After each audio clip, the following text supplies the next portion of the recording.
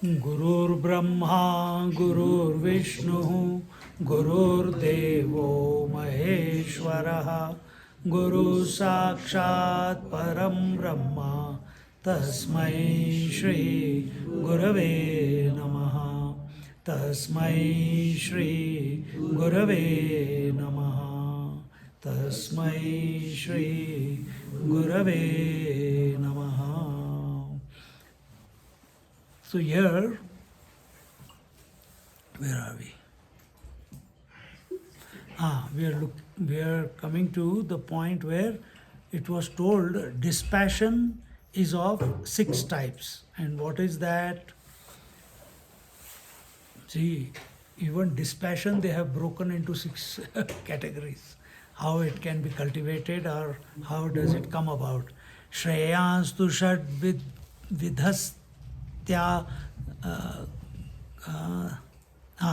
श्रेयांस्तु षड्विधस्त्यागः तृतीयस्तत्र दुष्करः तेन दुःखं तरन्त्येव तस्मिन् त्यक्ते जितं भवेत्. 6 types of dispassion are useful for spiritual unfoldment. However, the third among them is very difficult to practice. Even then, a person can transcend the miseries by these and conquer the world of opposing complementary attributes, meaning all the opposites. Arhate yachamanaya putran vittam dadati yata ishtapurtam dvitiyam syat nityam vairagya yogataha kamat कामत्यागश्च Rajendra सतृतीय इति स्मृतः अप्रमादी भवेदेतैः स चाप्यष्टगुणो मतः. So here he says, he who, what is the first vairagya? Vairagya means dispassion. Dispassion means that you are disinterested and you are ready to give up. From your mind you have given up attachment to that person. First one, he who parts away his son and wealth to a right kind of person, asking for them is the first, and never asking it back again, is the first kind of dispassion. देखो कहाँ पे लेके जा रहा है. Second, और ऐसे राजा करते थे, in the olden times. And here nowadays also you see people. I know one Mahatma, now he's no longer.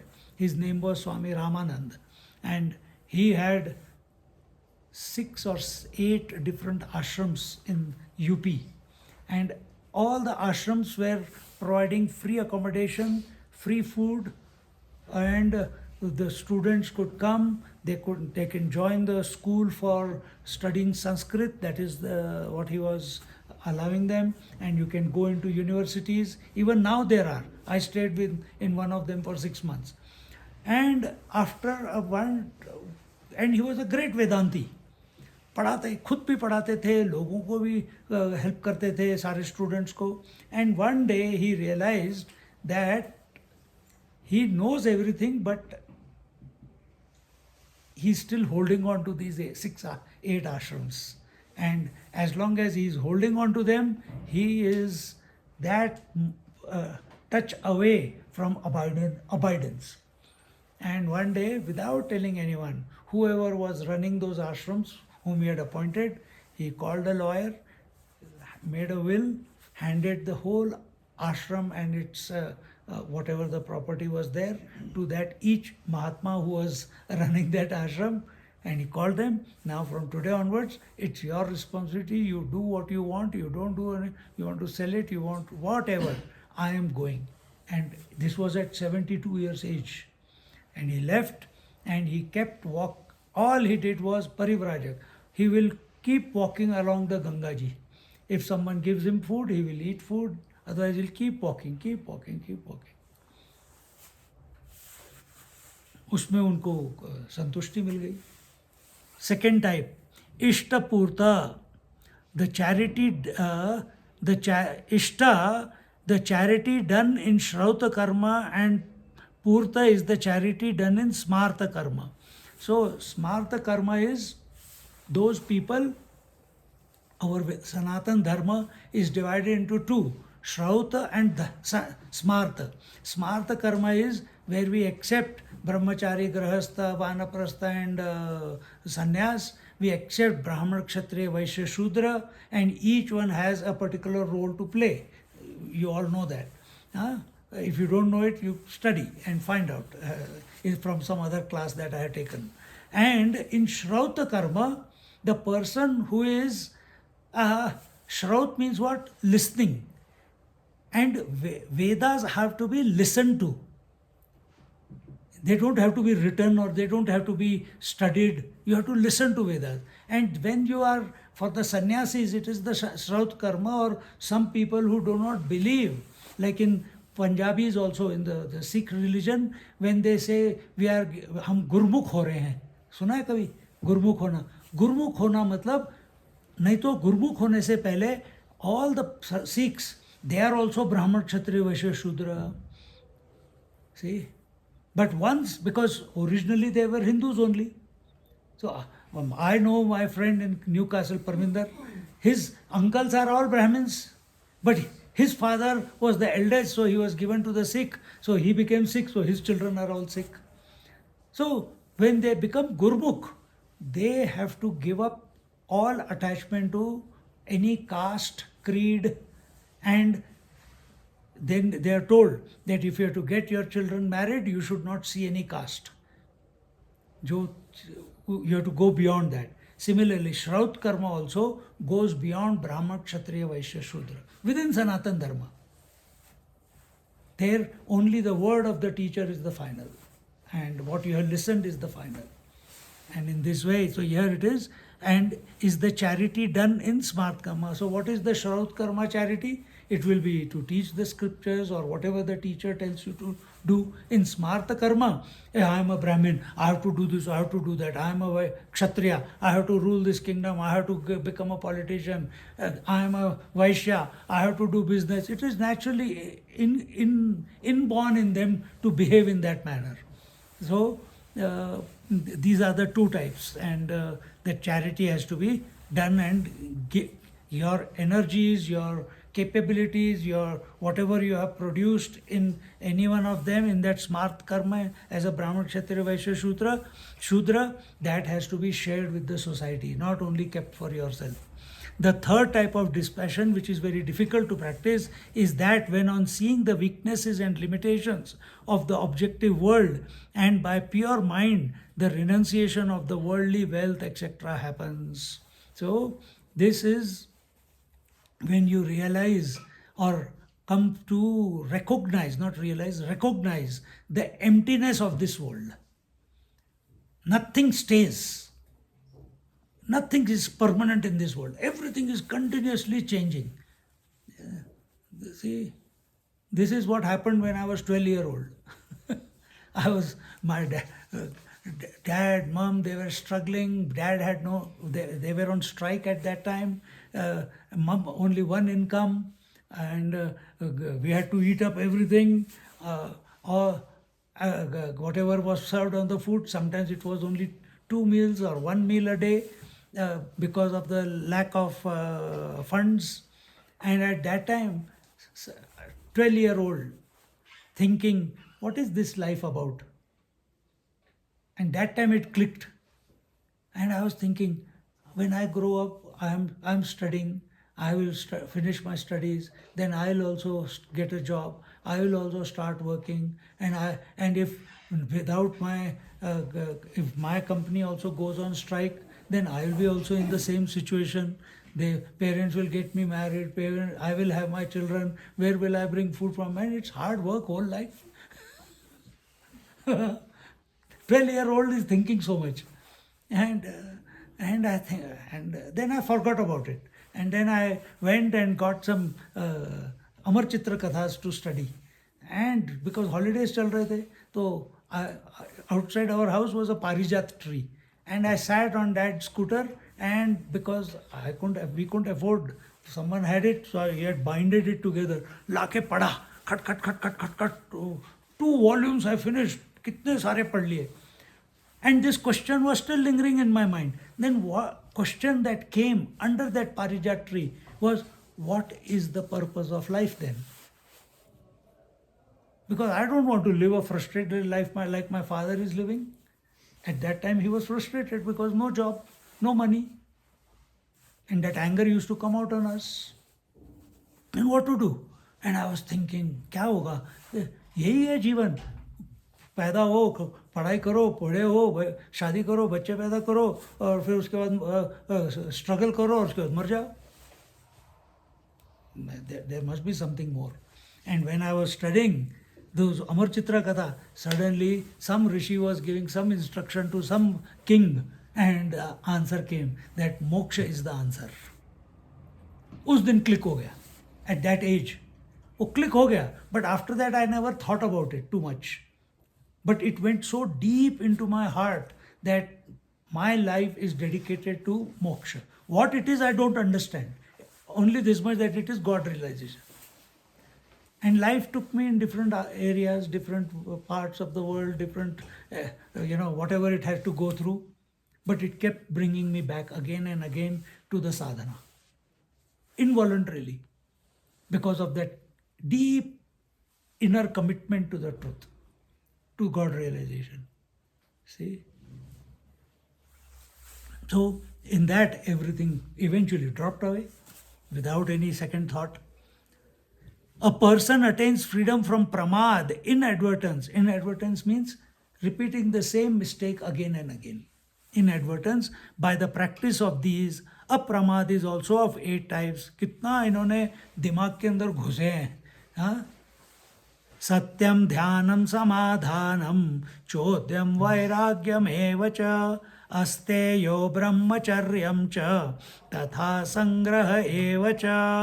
They are satya, that is truthful speech, dhyanam, single pointedness of mind on any theme. You can develop it by chanting Om, your mantra, or you can be single pointed on your partner, you can be single pointed on having a kid, you can be single pointed on having starting a business, you can be single pointed, I have to go to London, that's it, I am not waiting for anything.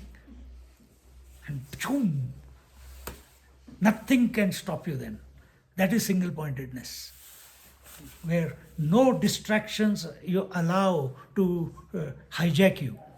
So build it up, build it up. Then if the theme of single pointedness is higher rather than worldly, then automatically it will lead to samadhan. Samadhan is one meaning is samadhan is contentment, and another way of looking at samadhan is that firm abidance in the contemplation of the self, and you are no longer interested in the objectivity. Whenever you are thinking of the self, inside the continuous remembrance that Aham Brahmasmi, I am infinite, I am eternal, I am unborn, I am deathless, I am self-illuminated, I am as I am. I don't need to think to be. I am, because of me the thinking is taking place. Because I am, therefore the body, breath, mind, intellect are functional. Because of them, I am not. In this way, in the background, these type of thoughts and about who you essentially are, they keep going because there are no distractions of the worldly thought. This is samadhan, because no worldly object or no worldly thought can ever give you contentment. She has found one. She has found Laddu Gopal. Everything is Laddu Gopal. How cute it was. She took Laddu Gopal, but she put him in a cage, in the box. No air, no space, no air, no water, nothing. Holes hai. But put him in a jail. He's reminding him, you were born in a jail. Took him to the river and put a shrinkle. Very nice. Then Chodyam, inquiry about truth. When attention goes to the self, your mind is again and again thinking about the truth. Then naturally, how can I attain it? How can I be one with it? How can I be it?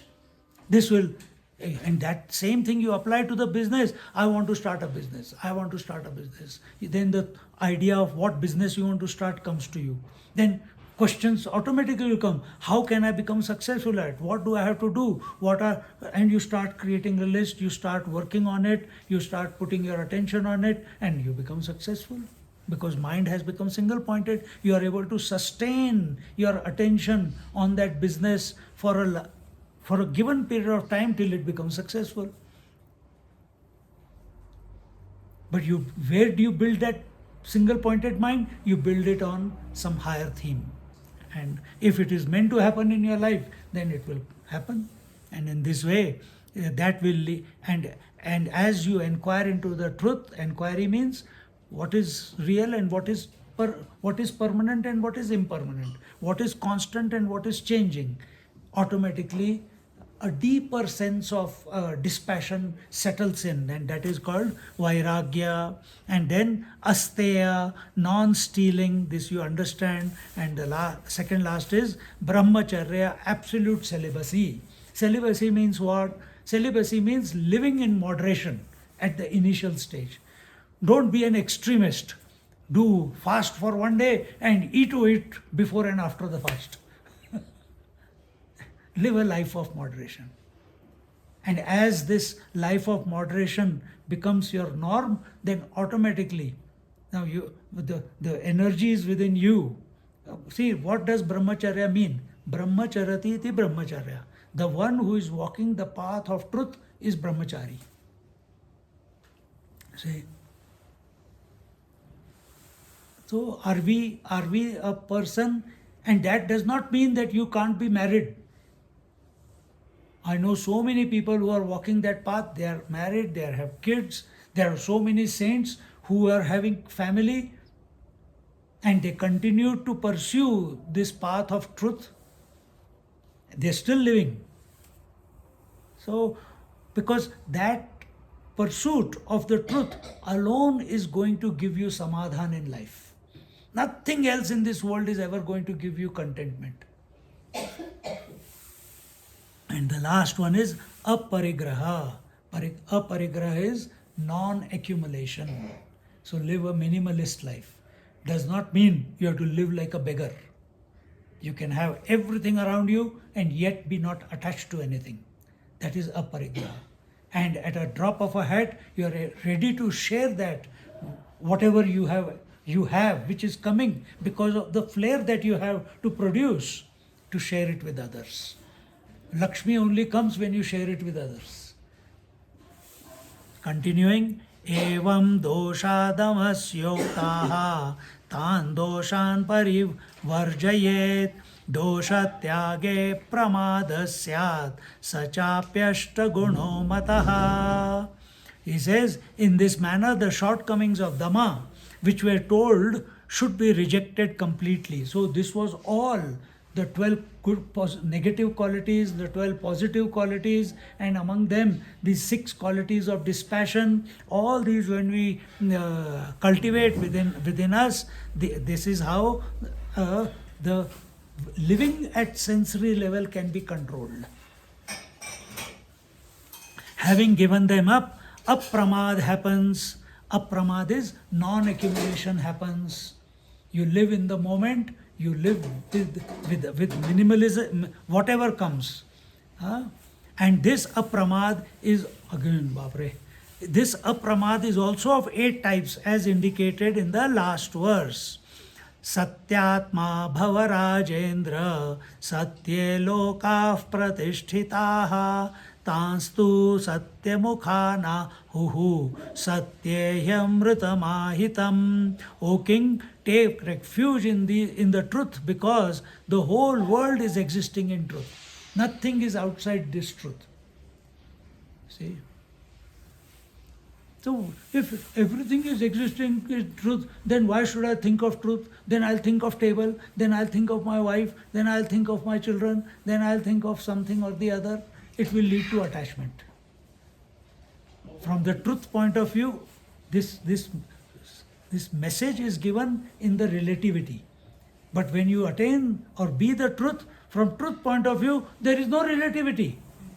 When you're looking from outside, the wave looks around, she sees different waves competing and comparing and pushing and shoving. But when she looks, I don't want to be pushed around. I want to have peace. Enough of this. And she looks into her source. The moment she looks into her source, waveness vanishes, only water remains. From water's point of view, there is no wave. There is no relativity. There is no duality. And that is the trick of living. That is the knack you have to develop. They are predominantly in truth indeed, and truth alone is liberation. Coming back to your essential nature alone is liberation. But Abhi, just now you said everything is in the truth, so I am already in the truth. Yes, you are already in the truth. But we also told you that everything that is changing is phenomenal, and that which does not change is the truth. So delete all that is coming and going, all that is changing in you, around you, wherever your attention goes. If it is changing, delete it from your system. Come to the constant principle, then you are there. Nivrittenaiva doshena tapovratamihacharet etadhatra krutam vrittam satyameva satamvratam. One should practice the life of austerities only after renouncing the shortcomings associated with it. So you want to know the truth. I want to go to the Lord. I want to do different things. I want to do Kriya. I want to do Kundalini. I want to do the Japa. But my shortcomings, my attachments, my fears, my indulgences, that I am not ready to give. That creates a funny personality then. See? We must, if we are doing japa, if we are doing any sadhana, our attention always first must be on removal of our shortcomings while contemplating on the higher or the God. The Lord has designed the right conduct in this manner. The truth is the austerity of the followers of truth. So austerity, tapasya is what? Only thinking about truth, nothing else. In that process in that journey, you keep assessing your life. Have I lived my day well today? Our Mahatmas say, introspect, detect, negate, grow and be happy. So introspect your day before going to sleep. Just one scan of the day. Introspect, detect, because your intention is for the scanning is not to indulge in anything, just to scan, to detect if I have been less than what I want to be in the whole day. Negate, if you have been less somewhere, negate it from your mind. Make a positive affirmation and go to sleep. Do this before sleep every day. So then what is happening? You have completed the day. No regrets. You have completed. In your mind, you have forgiven, you have sorted everything out, you have addressed your shortcomings with a commitment that tomorrow I'll be even more alert to other things. And what is that we have to be, that other thing that you will be alert to? Even more so on the truth or the Paramatma. दोषैरेतैर्विमुक्तं तु गुणैरेतैः समन्वितं एतत् समृद्धमत्यर्थं तपो भवति केवलम्. He whose austerity is free from these shortcomings and is abundant in qualities, his austerity alone is pure kevala. Kevala means unfettered, nothing is there in him which in his mind or in this world which can hijack his mind away from the truth that he is contemplating on the Lord, the name of the Lord that he is contemplating on or surrendering to.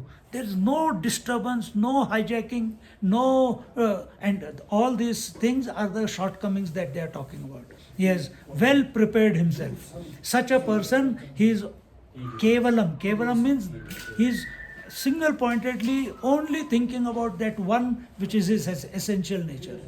No distractions.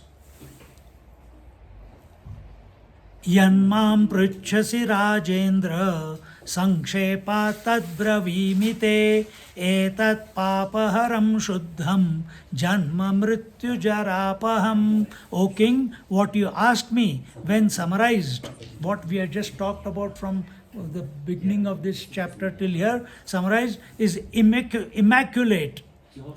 The self, the truth is immaculate. The remover of all sins and gives freedom from birth, death and old age. See? Why do you go for makeup? Because you don't want to look old.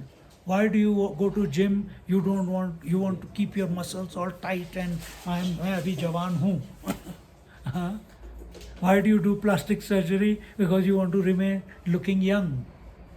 Nobody wants to get old and nobody wants to die. If that is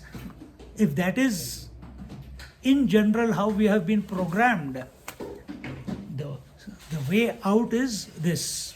Come to realize that immaculate self which is your essential nature.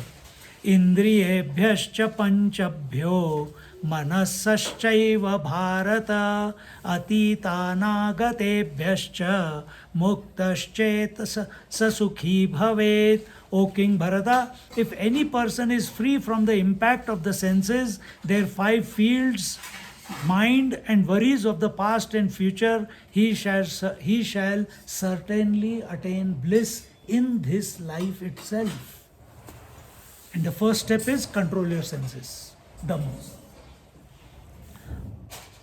All thoughts in our mind, here when it says five senses, seeing, hearing, touching, feeling, tasting. What are the five fields? For eyes, it is the color and form. For tongue, it is the taste. For ears, it is the sound. For skin, it is the feeling, texture, etc., heat, cold. And what else? Nose is the smell. These are the fields.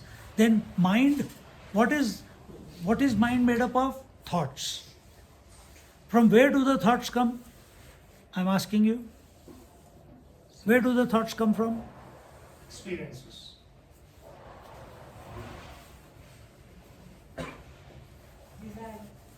Desires. Memories. Good. He said one thing. Memories. Memories are always from the past. Our scriptures say the thoughts that come in your mind are only from the past or future. So delete the past and put a dam on the future, expectations. You are with yourself. And in the present, don't get excited. Then जीने का मजा क्या है? उसके बाद जीने का मजा है. ना लेना ना देना. स्वामी जी बोलते हैं ना, life is a time pass. मौज में रहो, be happy. ना कुछ पाना, ना कुछ खोना. Who asked you? Live at zero complaint level.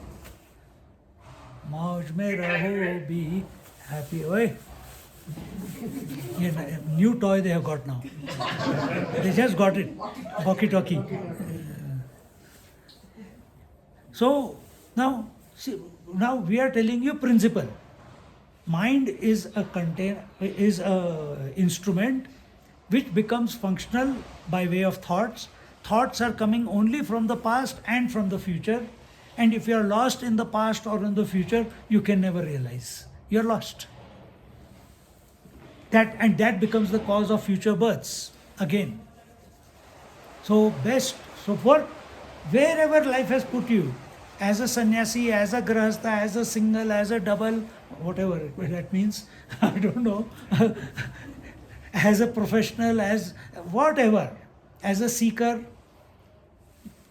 you work towards an empty mind, but conscious empty mind, not empty mind, not into void. Make a commitment that I will not talk about my past. Make a commitment I will not or indulge, plan for the future, but live in the present moment. But if you have to work in the present and you are continuously thinking of future results, you become dysfunctional in the present also, isn't it? So understand these principles and be happy and attain bliss. आख्या time हो गया क्या? नहीं, खाना आ गया? Okay, I'll just read it and we'll stop here because it's the next question. आख्यान पंचमेर्वैदैः भूयिष्ठं कथ्यते जनः तथा चान्ये चतुर्वेदाः त्रिवेदाश्च तथा परे द्विवेदाश्चैकवेदाश्च अनृचश्च तथा परे एतेषु मे अधिकं ब्रूहि यमहं वेद ब्राह्मणम्. Suddenly he is gone into some different direction. That different direction of Dhritarashtra will tell you in our next class. Om Purnamada Purnamidam Purnat Purnamudachyate Purnasya Purnamadaya Purnamevavashishyate. Om Shanti Shanti Shanti. Harihi Om. Shri Gurubhyo Namaha. Harihi Om. Sit quietly for a moment.